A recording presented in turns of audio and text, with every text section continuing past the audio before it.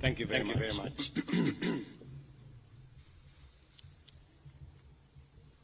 Ladies and gentlemen, welcome to you all as we witness the handover of assets that were corruptly acquired, now being returned to public entities and county governments.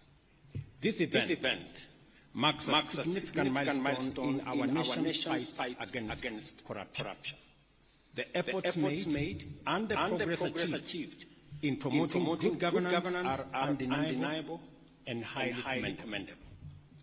The government remains resolute in eliminating opportunities for corruption and abuse of office, and in ensuring that the corrupt do not enjoy the proceeds of their illicit actions. I recognize that good governance is a key factor in the success of the bottom-up economic transformation agenda. Governance is crucial for fostering an environment conducive to socio-economic transformation. To realize our aspirations, we must all strengthen our commitment to the rule of law, enhance access to justice, promote national values and principles of governance, and protect fundamental rights and freedoms. Enforcing zero tolerance to corruption is essential for the attainment of all these goals. To achieve this, the government is committed to further strengthen our anti-corruption institutional framework. In this regard, the enhanced implementation of the National Ethics and Anti-Corruption Policy, Sessional Paper number 2 of 2018, is critical. Our aim is to significantly reduce the severity of corruption and the prevalence of unethical practices by providing a comprehensive framework to promote integrity and combat corruption in a sustainable manner. And that is why I believe in building the institutional capacity of EACC to forestall corruption before it happens and to deal with the challenges of corruption in a manner that is a whole of institution approach. I acknowledge the notable milestones achieved by the EACC in the fight against corruption, particularly through the recovery of corruptly acquired assets and unexplained wealth. Such successes play a vital role in deterring corruption by demonstrating that in the end, corruption is not worth the trouble, as the corrupt ultimately lose everything they have taken from the people. I therefore commend the EACC for recovering assets valued at approximately 28 billion over the last 5 years, including both cash, movable and immovable assets. The EACC has also effectively intervened to prevent the loss of public funds amounting to an estimated 41 billion by deploying various strategies to disrupt corrupt networks. Additionally, I am encouraged that the EACC is pursuing the forfeiture of unexplained wealth valued at Kenya shillings 59 billion through ongoing court proceedings against individuals whose assets and interests significantly exceed their non-legitimate sources of income. And I want to encourage EACC to expedite and also ask the judiciary to expedite these processes so that public resources and public assets can be recovered.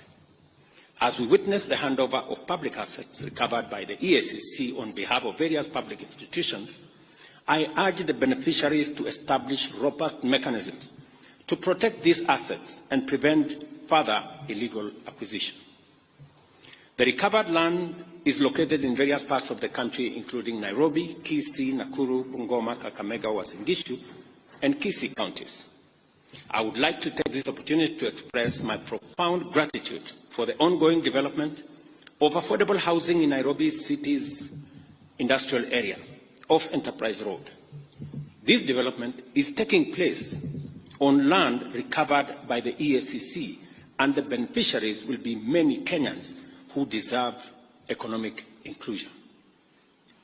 This land, measuring 21 hectares, had been unlawfully taken from the Meteorological Department by private individuals. The recovery of such assets reaffirms Kenya's commitment to upholding the Constitution and fulfilling its obligation as a member of the international community under the United Nations Convention Against Corruption. Ladies and gentlemen, corruption is a serious threat to our nation. It undermines service delivery, weakens public policy, compromises the public interest, and erodes our institutions, depriving the government of capacity to secure the country and deliver development. Corruption endangers all of us, both individually and collectively. As I have previously committed, we are working on a series of amendments to present to Parliament aimed at promoting accountable leadership and integrity in governance. Among these is the proposal to the Evidence Act and the Criminal Procedure Code, along with other relevant legislative updates to statutes concerning corruption. These amendments will expedite the investigation and prosecution of corruption and economic crimes, ensuring that such cases are concluded within 6 months. I made this commitment, and the Attorney General is seized with the necessary work that will go into us engaging Parliament on the amendments to achieve this aim. Additionally, we will propose amendments to the Witness Protection Act to revamp the statutory and institutional framework for protecting and incentivizing whistleblowers. These changes will enhance witness protection and make it easier and safer for citizens to report corruption and other criminal activities. We will also be proposing amendments to the Public Finance Management Act and the Public Procurement and Disposal Act. The goal here is to overhaul the institutional and operational framework of public procurement, which is the biggest challenge that we have. In fact, it's correct to say this is where the devil actually lives, which has been identified as a key area of corruption, conflict of interest, and abuse of office in the public sector. These amendments aim to deploy digital infrastructure to create an open, transparent public procurement platform, allowing real-time, end-to-end public visibility of the entire process, from advertisement to contract award. Number 4, I have engaged with parliamentary leadership and urged Parliament to swiftly pass the Conflict of Interest Bill. I am told there is a mediation process that is going on in Parliament, but I have told them with clarity that I will veto any bill that does not establish a high standard of accountability, integrity, and anti-corruption measures, and I will fully exercise my powers under Article 115 of the Constitution to ensure that the bill meets the rigorous standards set out in the original draft bill. Because some amendments have been introduced to water down what the original bill envisaged. We must do everything within our power to end corruption in every organization, at every level of government, and across all regions of our republic. To this end, everyone entrusted with public authority must be held to high standards of transparency and accountability. Parliament and all stakeholders must work together to strengthen the anti-corruption legal framework, ensuring the swift resolution of corruption cases. We must also foster partnership to raise public awareness of Chapter 6 of the Constitution, integrate anti-corruption education into school curriculum, and support grassroots organizations and citizen action groups in promoting good governance at every level. I commend the EACC for its dedication in the fight against corruption, and I want to confirm to both the Chair, the Commission, and the CEO that they have my government's full support, and we commend you for what you have achieved. We know there are challenges, budgetary challenges, but the one item that I insisted that should not face the budget cuts that we were going through is the EACC, because I know the importance and relevance of what you do in safeguarding public assets and public property.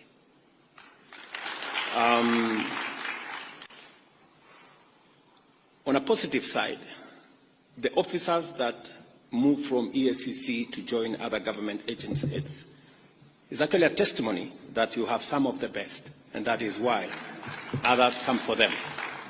Continue to train high-quality staff, even if you lose some of them to other government agencies, because the fight against corruption must not only be limited to EACC, it must be an exercise of the whole of government, that we manage, deal, and eliminate corruption in its forms, all forms.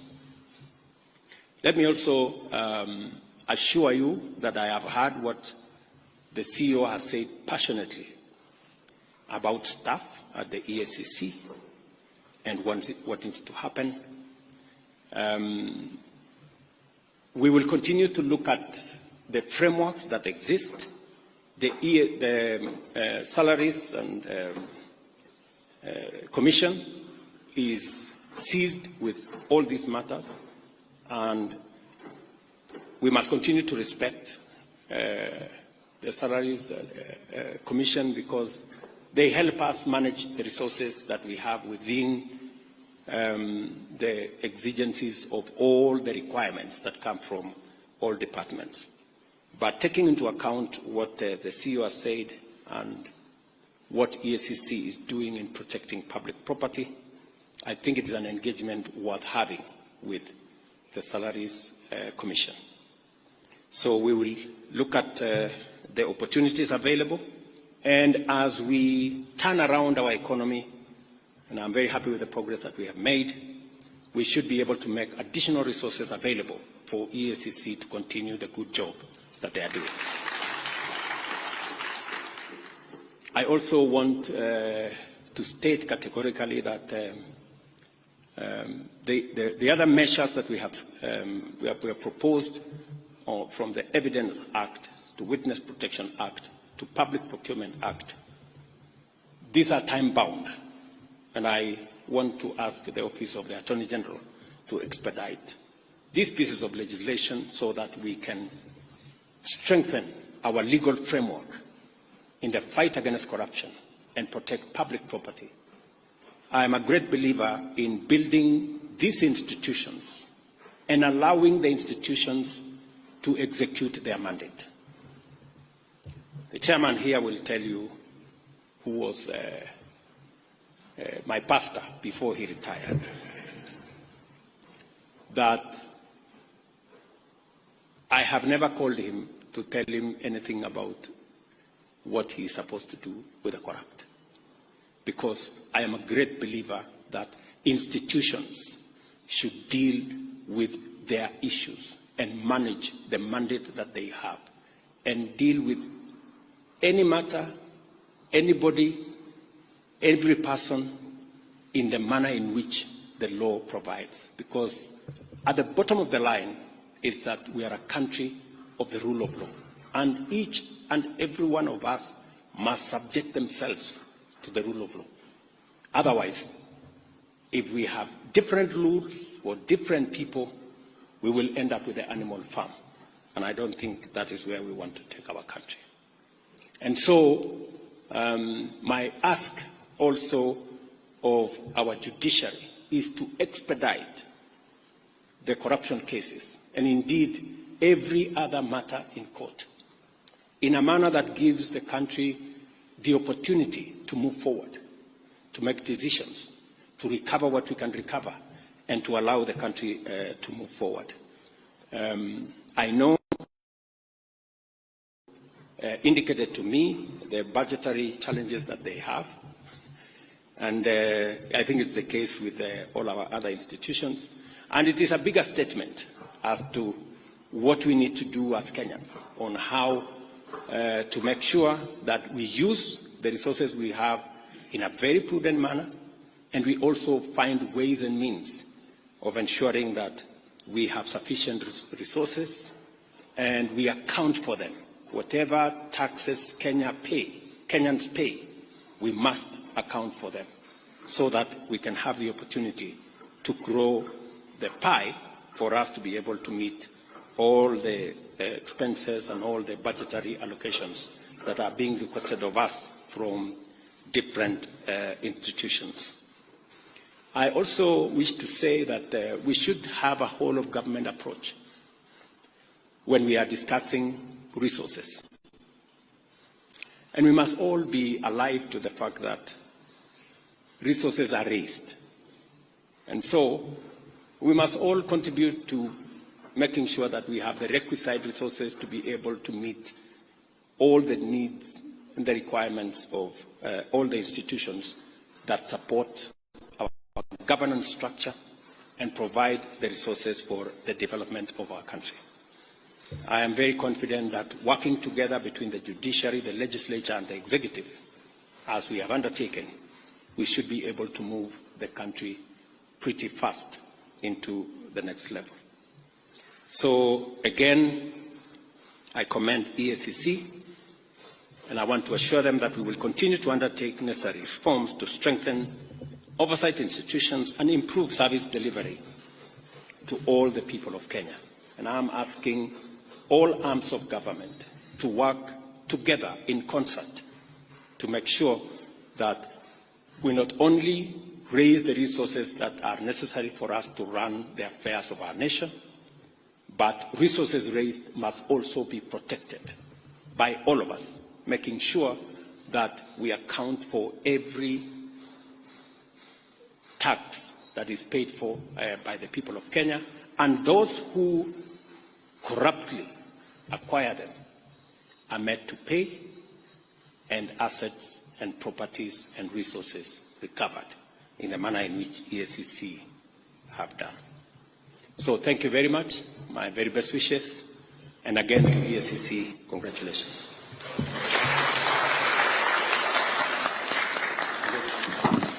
Thank you, Your Excellency. There is a handover of a plaque, and at this point I'll invite the CEO and the Chair to hand over the plaque to His Excellency the President. As mentioned by the CEO, as the patron and a champion in fighting corruption, it is a plaque that is indicative of the support you have given as the President of this great nation. Wonderful. May we take our seats, please? Let's kindly take our seats. Your Excellency, with your permission, would like to seek your indulgence for 2 photo opportunities so that we may immortalize this function. And I'll kindly request that the Chair and the CEO please join His Excellency for this photo. And I'll also invite the Commission to come and join in the first photo. The Commission, kindly. Or the Commissioners.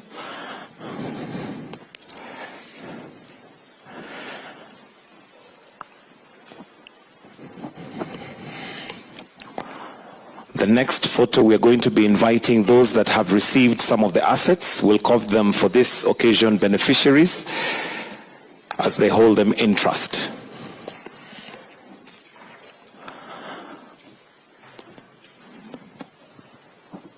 May I now invite, while you still remain there, may I invite all those who've received some of the assets. All those who have received assets, kindly, if you may now join His Excellency.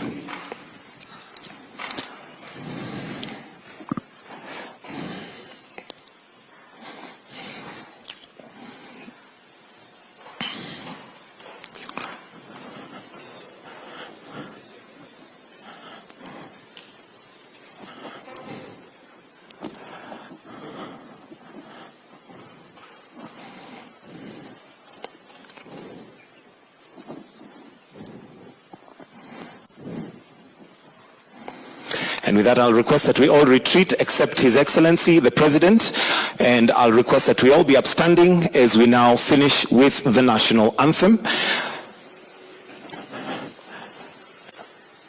The national anthem.